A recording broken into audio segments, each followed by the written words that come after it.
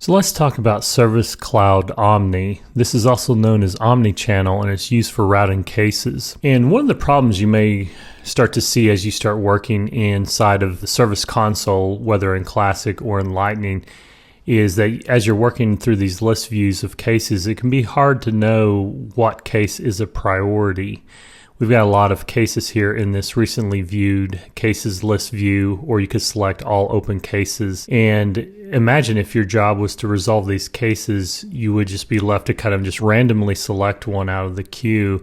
That's not the most efficient use of an agent's time. And here's the console inside of Salesforce Classic. And so that's where OmniChannel comes into play. And so it's the Service Cloud's comprehensive customer service solution that actually pushes work to agents in real time right inside of the console. And so the bottom line is that OmniChannel gives you the ability to set priorities of cases, and it assists agents in working the next logical case, and you can set those parameters so that they're not cherry picking which cases they want to work on next, i.e. just picking the easy ones and leaving the hard ones for someone else to pick off the queue.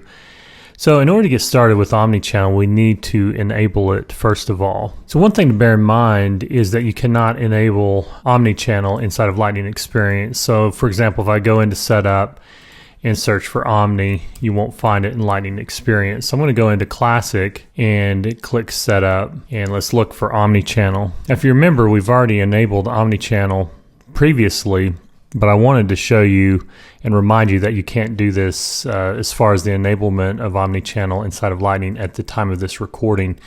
And you have to do that piece, which is checking this checkbox in Salesforce Classic.